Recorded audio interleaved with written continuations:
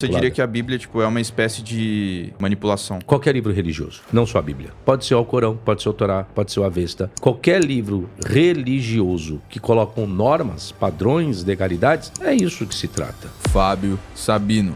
Ele é professor universitário, escritor, especialista em exegese hebraico e grego. Hoje vamos falar sobre a Bíblia, Jesus, Deus e a manipulação religiosa. Dizem que foi Moisés quem escreveu os 5 primeiros livros da Bíblia, né? Não é Moisés. Moisés é um personagem criado. Se as pessoas colocarem para mim que a igreja é o caminho certo, a gente pergunta certo do quê? Deixar de viver. Eles deturpam a interpretação de um texto para aplicar para os dias de hoje. Não vão manipular um texto mentiroso, colocar como verdade, para manipular as pessoas, para usar as pessoas, para continuar as pessoas a dar dinheiro para mim. Esses pastores, assim, né, meio que abusam, né, da fé das pessoas nesse sentido, né, cara? Sabe dizer quanto que gira de grana, assim? Um salário aí base, sendo um pastor setorial, salário base de 30, 50 mil por mês. Então você coloca aí que mensalmente entra na sede de uma igreja, por baixo, entre a por mês. A gente pode dizer que a Bíblia é um documento histórico confiável? Eu posso dizer que ela se trata de um documento histórico, mas não posso generalizar a sua confiança. Porque depende do que a pessoa entende por a questão do que é confiável, do que é confiança. Por mais que eu tenha registros históricos, nem todos são registros históricos que de fato e verdade aconteceram. Às vezes eu tenho um registro histórico que é um conto lendário, uma adaptação. E que às vezes essa adaptação não é uma adaptação de uma verdade, de uma historicidade verdadeira, mas de que alguém escreveu algum relato daquilo que ele imaginou, daquilo que ele pensou, criou uma história mitológica, uma história folclórica, uma história lendária, e as pessoas, por terem gostado de algumas histórias, acabaram fazendo adaptações.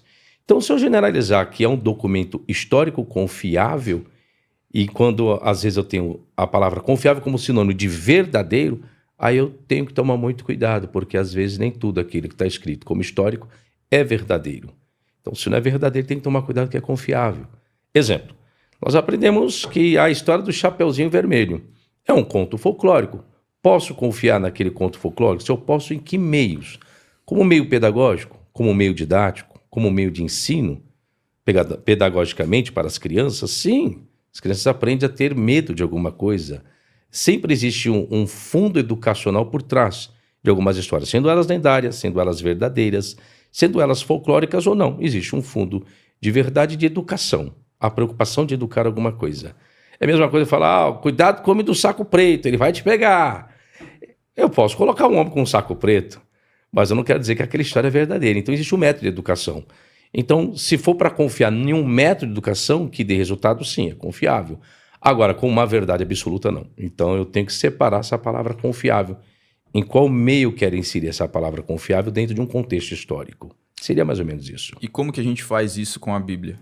A Bíblia, para você saber o que é confiável, geralmente as pessoas colocam aquilo que seria uma verdade. Então, dentro da interpretação de texto, como que eu descubro qual narrativa é verdadeira na Bíblia? Interpretá-la no sentido literal. Vamos um exemplo aqui. Lá no capítulo do Gênesis, nós temos um episódio da serpente. Aí diz que existe um diálogo da serpente para com a mulher. Quando eu interpreto literal, é possível uma serpente dialogar? Não é apenas falar porque ela está dialogando, porque está existindo um processamento do QI, de informações, de indagações, de verdades, de suspense. É possível uma serpente hoje falar? Hoje não. E nunca foi possível, porque a serpente não tem esse mecanismo. Então eu interpretei literal, gerou o quê? Gerou um absurdo. Opa, se gerou um absurdo, literal não é. Então tem que descobrir, pode ser um conto lendário, um conto folclórico, um conto mitológico, pode ser figurativo, pode ser simbólico. Então eu interpreto literal para saber quais os meios que eu faço. Logo, então não se trata de uma verdade, se trata de uma adaptação de um conto lendário. E se alguém, de fato, acha que a cobra falava esse tempo atrás? 6.000 anos atrás. Porque aí, se existe colocar o fato como verdade, as cobras têm que continuar falando até hoje. Então, se ela parou, por que ela parou? Por qual meio? Por que elas não falam hoje? Porque você foi falar assim, segundo a Bíblia, mas ela foi amaldiçoada. Mas a maldição não foi para ela deixar de falar. A maldição foi para ela rastejar. Logo, as cobras teriam que falar até hoje. Mas nenhuma cobra fala. Logo, isso nunca se tratou de uma verdade. Tratou de um conto lendário. É assim que você descobre o que é verdade e o que não é verdade na Bíblia. A mesma coisa, uma jumenta falar. A jumenta lá de Balaão falou, porque ela viu o anjo, alertou. Também são adaptações. Existia um conto no Egito chamado Conto da Vaca e dos Dois Irmãos. É um conto mitológico, lendário, onde um irmão não se dava bem com o outro, um queria matar o outro, e aí ele indo para o estábulo, a vaca alertou: ei, o seu irmão está lá dentro com uma faca e vai lhe matar. O diálogo da vaca com um dos irmãos. Então você vê que a concepção de animais dialogarem, esses contos lendários folclóricos, é muito antigo. Isso não quer dizer que os animais falavam, não. É apenas a imaginação de quem escreve. Ele cria-se a trama dentro da sua narrativa, faz uso dos seus artifícios, ele vai criar vida a esses personagens para interagirem no cenário o qual ele construiu. Mas isso não quer dizer que seja uma verdade. São contos lendários e folclóricos. O mesmo seria de Davi e Golias? Aí já é uma outra questão dificultoso, por quê? Porque você tem que provar a historicidade, se de fato é verdade eles existiram, né? Aí você tem o impasse da existência. Aí você sai de um animal agora para tratar de pessoas. É mais palpável, né? Você tem que lidar. Primeiro saber se Davi existiu e se existiu realmente Golias. E se de fato é verdade o que a Bíblia relata, se trata de um conto verdadeiro. Se você colocar na perspectiva de pessoas que eram consideradas gigantes, com pessoas de mais de 2 metros de altura, não há problema algum. O ruim é você colocar que a pessoa tinha 8 metros de altura. Pois bem, aí entra a concepção de algum achado arqueológico para provar isso. E se existiu, porque hoje não existem mais. O que houve da questão genética que as pessoas não podem ter 5, 6 metros de altura hoje? Aí já não compete a teologia. Aí já compete uma outra área científica para entender essa questão. Nesse sentido, então, seria um absurdo dizer que a Terra tem 6.000 anos. Absurdo porque a ciência prova o contrário. Existem, infelizmente, os criacionistas que eles vão querer colocar dessa forma, contabilizar a existência pela historicidade bíblica. Então faz-se os cálculos, os judeus de hoje devem estar em 6.000 e poucos anos, 5.000, não lembro mais do calendário judaico qual data estaria hoje. Mas os criacionistas vão querer dizer isso, que a Terra tem 6.000 e poucos anos. Com base em quê? Com base no relato bíblico. Então eu não posso pegar o relato bíblico como uma matéria absoluta da ciência que comprova, não. O que comprova a idade não é a Bíblia, é a ciência. Pode ser a antropologia, qualquer outra área científica, pode ser a área da química, pode ser a área da arqueologia, menos a Bíblia para provar isso. A Bíblia não é instrumento para isso. Os criacionistas, eles são por padrão fundamentalistas? Sim. Eles acreditam que tudo que está na Bíblia é o correto, né? É a verdade. Os fundamentalistas vão acreditar que, de fato, verdade, a serpente teve um diálogo com Adão e Eva. Aí, quando você faz as perguntas-chave científicas atualizadas, não tem resposta. Então, para que eu seria um fundamentalista para acreditar em algo que eu mesmo não tenho as respostas para isso? Pausa rápida aqui. Se você assistiu até aqui, considere se inscrever no canal. Se inscreva no canal e ative o sino das notificações para não perder nenhum episódio. Então, de volta ao podcast.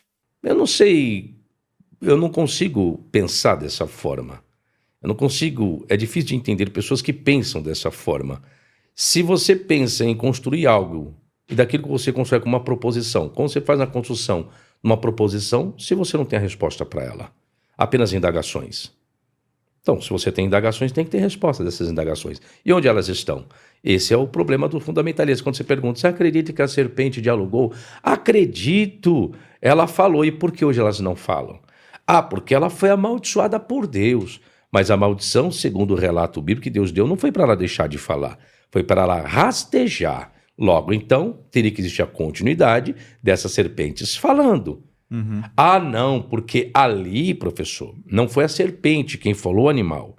Ali foi uma possessão, foi Satanás que adentrou ali na serpente e teve um diálogo. Aí você já entra no outro problema. Qual outro problema? Vamos lá. Quando os escritores estão escrevendo esse relato, eles tinham a concepção e a ideia de Satanás como um ser que incorporava em animais?